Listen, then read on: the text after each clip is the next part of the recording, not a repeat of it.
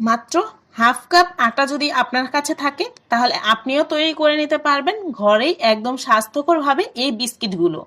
কোনো রকমের মোল্ড ছাড়া সরাসরি কিন্তু এরকম হাঁড়িতেই এই বিস্কিটগুলো তৈরি করে নেওয়া যায়।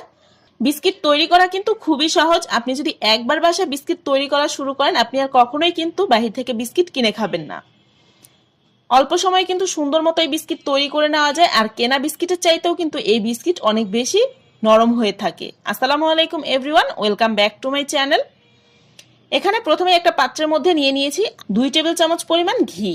চাইলে কিন্তু রান্নার রেগুলার তেলও ব্যবহার করা যাবে, তবে ঘিটা ব্যবহার করলে কিন্তু খুব সুন্দর একটা ফ্লেভার পাওয়া যায়। সেই সাথে দিয়ে দিচ্ছি 2 টেবিল চামচ পরিমাণ পাউডার সুগার। চিনিটাকে আমি ব্লেন্ডারে জাস্ট গুঁড়ো করে নিয়েছি। এখন এই ঘি আর চিনিটাকে সুন্দর মতো কাঁটা চামচ দিয়ে মিশিয়ে নিচ্ছি।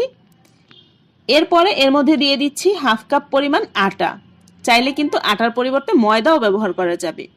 আধা চা চামচ পরিমাণ ব্যবহার করেছি বেকিং পাউডার, 1 চা চামচ পরিমাণ দিয়ে দিয়েছি গুঁড়া দুধ, সেই সাথে সামান্য একটু লবণ আর এলাচ আমি এইরকম একটু থেতো করে দিয়ে দিয়েছি। স্ট্রেনার দিয়ে যখন আমি এটাকে চেলে নিব তখন দানাদার অংশগুলো কিন্তু নিচে পড়ে যাবে আর বড় অংশগুলো কিন্তু উপরেই আটকে থাকবে। হাতের কাছে যদি এলাচ গুঁড়ো থাকে সেটা ব্যবহার করতে পারেন, আবার যদি এলাচ গুঁড়ো না থাকে তাহলে কিন্তু বাদও দিতে পারেন, তবে দিলে আমার কাছে মনে হয় খুব সুন্দর একটা ফ্লেভার পাওয়া যায়। এখন এরকম একটা ডোয়ের মতো তৈরি করে নিয়েছি। বিস্কিট তৈরি করতে গেলে যদি দেখেন ডোটা এরকম ভাবে হচ্ছে না, একদম ঝুরঝুরে অবস্থায় আছে, চাইলে কিন্তু আরো 1 থেকে 1.5 চা চামচের মতো তেল ব্যবহার করা যাবে, কিন্তু পানি কিন্তু কখনোই ব্যবহার করা যাবে না। এখন অল্প অল্প করে এখান থেকে মিশ্রণ নিয়ে হাত দিয়ে ঘুরিয়ে ঘুরিয়ে সুন্দর মতো এই বিস্কিটগুলো তৈরি করে নেওয়া যাবে। যেই পাত্রে আমি বিস্কিটগুলোকে তৈরি করে নিব সেই পাত্রের মধ্যে কিছুটা ঘি আমি ব্রাশ করে নিচ্ছি। এখন এর মধ্যে একে একে বিস্কিটগুলো বসিয়ে দিচ্ছি, আর ওপর থেকে দিয়ে দিয়েছি চীনা বাদাম, তবে এটা সম্পূর্ণ অপশনাল। হাতের কাছে না থাকলে না দিলেও কিন্তু চলবে, আবার চাইলে কিন্তু আপনারা তিলও দিতে পারেন। এখন ঢাকনা দিয়ে ঢেকে এটাকে চুলার একদম লো হিটে বেক করে নিয়েছি। চুলার হিট কম বেশি হওয়ার কারণে কিন্তু 12 থেকে 15 মিনিটের মধ্যেই দেখবেন সুন্দর মতো এই বিস্কিটগুলো কিন্তু কুক হয়েই যাবে।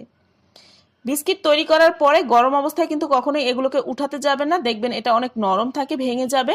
একদম সম্পূর্ণভাবে ঠান্ডা হওয়ার পরে এগুলোকে এই প্যান থেকে তুলতে হবে। অপর পাশেও দেখতে পাচ্ছেন কত সুন্দর কালার এসেছে, কিন্তু একদমই কিন্তু পুড়ে যায়নি। আশা করছি আজকের এই বিস্কিটের রেসিপিটা আপনাদের কাছে ভালো লেগেছে। যদি ভালো লেগে থাকে ভিডিওটিতে একটি লাইক দিয়ে ফ্রেন্ডস অ্যান্ড ফ্যামিলির সাথে আমার আজকের রেসিপিটা শেয়ার করবেন। আমার চ্যানেলটা যদি এখনো সাবস্ক্রাইব করে না থাকেন তাহলে প্লিজ আমার চ্যানেলটা সাবস্ক্রাইব করবেন। সবাই খুব বেশি ভালো থাকবেন। আল্লাহ হাফেজ।